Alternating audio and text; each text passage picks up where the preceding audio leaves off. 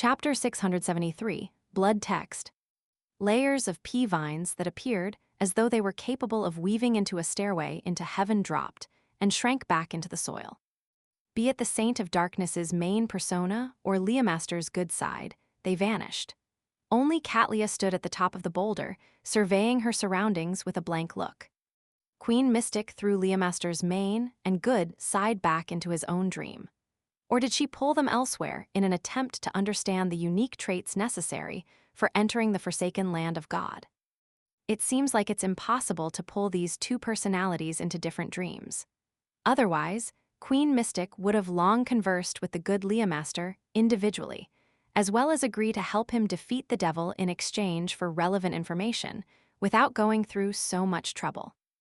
Of course, to truly kill off the Saint of Darkness's main persona, perhaps one will have to enter the dangerous ruins in the real world. Even Queen Mystic wouldn't dare to attempt it, as it might produce an evil queen who abides by do as you wish and do as much harm. Klein turned his head once again in thought, looking at the nearby buildings around the Black Cloister's door. He saw that the figure belonging to Bernadette had vanished behind the clear floor-to-ceiling windows. Klein didn't attempt to seek her out to figure out if Queen Mystic had obtained more information from Leomaster's good side.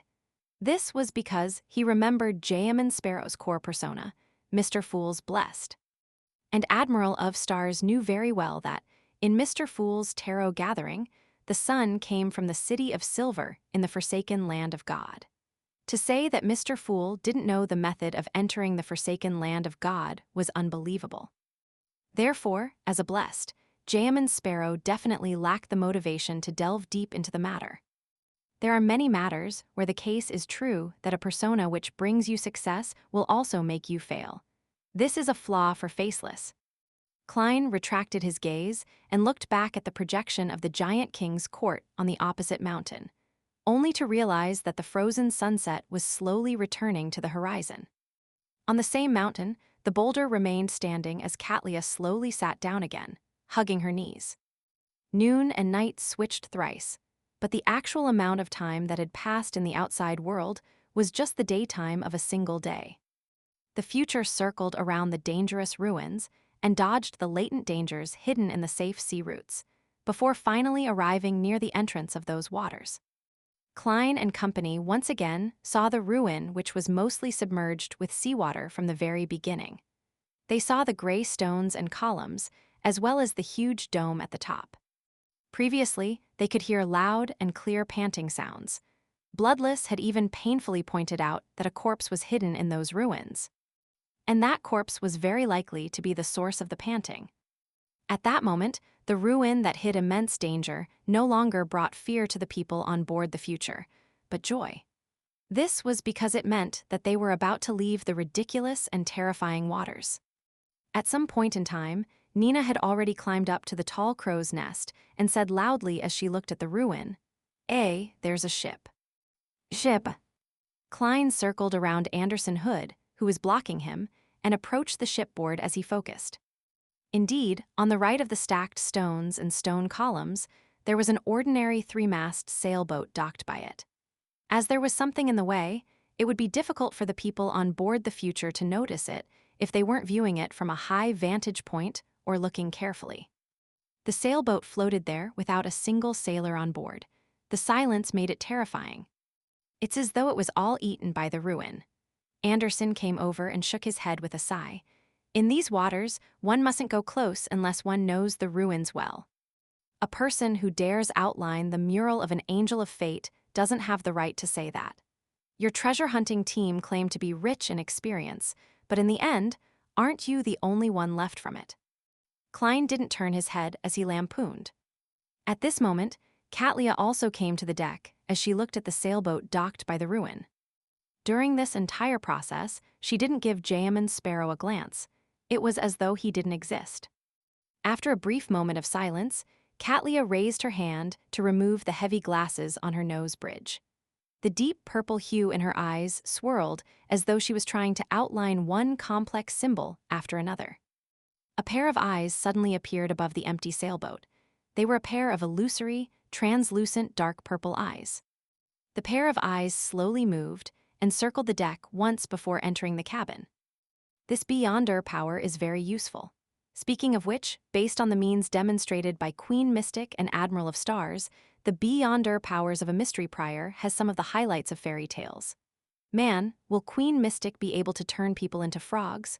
Also, is the mystery prying of a mystery prior demonstrated here on their eyes? Admiral of Stars's eyes are somewhat odd. I have to take note. Klein silently made a guess as he awaited the outcome of Catlia's remote exploration. After a while, the dark purple hue in Catlia's eyes finally dimmed. She rubbed her brows, wore her glasses again, and said to Anderson Hood and Frank Lee, "There's a problem inside." As she spoke, she took out a handful of colorful powder from her classic warlock robe, and she suddenly threw them outwards. The powder didn't scatter onto the ground, and instead formed a realistic color picture. The picture's background appeared like a captain's cabin. There was a picture on the desk and a portrait on the wall, both depicting the same person. He was a man from Fasak, with broad shoulders, light blonde hair, and deep blue eyes. This. Klein first found it familiar before he recalled where he had seen the man before. Back when he was in Nuz, an adventurer had been pursued by the second mate of the King of Immortality, Kerches, and ran into the Lairdal Bar to seek help from the members of the Adventurer Association.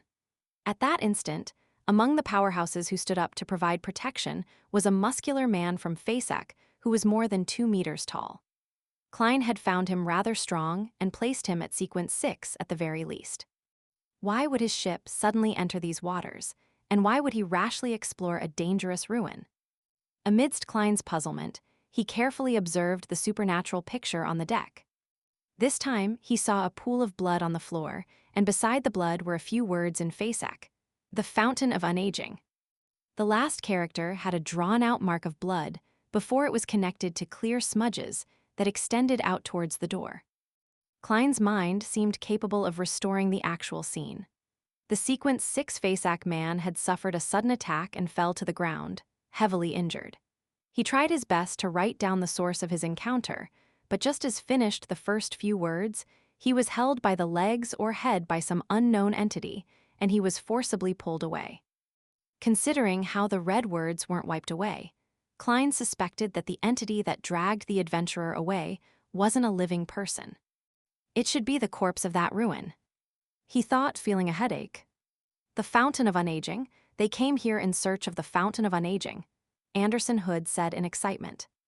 Clearly, but they didn't find it. Frank Lee shook his head in great disappointment. He also looked forward to the Fountain of Unaging, believing that the fountain's waters could create qualitative changes to his various experiments. The Fountain of Unaging? Slaughter Kerches was the one chasing after the young adventurer back then. He's the second mate of the King of Immortality. Rumor has it that the King of Immortality had once drunk the waters of the Fountain of Unaging. Kerches even warned me, Jayaman Sparrow, to not interfere with the young adventurer's matters, claiming that it was the will of the King of Immortality. Klein barely reproduced the truth, based on various tidbits of information. The young adventurer obtained the secret of the Fountain of Unaging from one of the King of Immortality's aides, and he was thus pursued. Later, with the protection of some of the stronger members of the Adventurer Association, he barely escaped from Slaughterer Kerches. Later, to hide from the King of Immortality and also to seek out the Fountain of Unaging, they finally chose to adventure into these waters. Who knew that they ended up being wiped out in that ruin? Could it be that the Fountain of Unaging is hidden deep in that ruin? Klein looked at the stacked gray stones and stone columns as he vaguely made a prediction. As he temporarily had no way to verify his theory, nor did he know whose corpse was buried there, he didn't have the urge to explore or take risks. He rationally retracted his gaze. I can ask will Ossipton or Arodes. Hech, perhaps the Fountain of Unaging is the pus produced from that rotting corpse. Klein guessed with the most nefarious of thoughts. At this moment, Catlia, who heard Anderson's and Frank's conversation, thought and said, "If their death was caused by their search for the Fountain of Unaging, I do not believe that the owner of the portrait and picture would have the motivation to leave behind accurate information before his death. After all, the people who actually find him here wouldn't be his family. Makes sense. If I were in his shoes, and if I encounter a monster in my treasure-seeking adventures, I wouldn't think of providing any hints to others before my death. Klein indiscernibly shook his head, failing to think of any reason for the time being. Katlia looked at Anderson and Frank, who wore looks of anticipation. A successful adventure is a result of having detailed intel and sufficient preparation, but we lack all of that now. Her voice suddenly turned loud, as it resounded in every corner of the ship. Continue sailing. Leave these waters. Aye, aye, Captain. Nina, who was on the crow's nest, gulped a mouthful of beer. A few minutes later, the descent and ascent that violated common sense happened once again, but the prepared members on the Future were no longer in a sorry state like before. They easily overcame the stimulating scene of jumping over the ravine and being sent flying. Soon, the Future landed over blue seas, and a distance away was a gigantic storm blotting out the sky. Not far away, there was another ship floating there silently. It was 200 meters long, its front and back curved up, making it look like a crescent. Upon seeing the flag depicting the black tombstone, Klein's mind flashed with the corresponding name. The Death Announcer. It was the flagship of the King of Immortality Agalito. At this moment, Klein no longer felt fear and horror, but excitement and agitation. With Queen Mystic on board, and with no need to hide this time, she, together with me, Admiral of Stars, Anderson Hood, and the crew of the Future will have the chance of wiping out the crew of the King of Immortality. Food for creeping hunger has been found. I found a candidate for a marionette. At this moment, the Death Announcer suddenly turned around, moving away at an unprecedented speed. It fled. Klein instantly wore a blank look. Soon, the Death Announcer had vanished from his line of sight.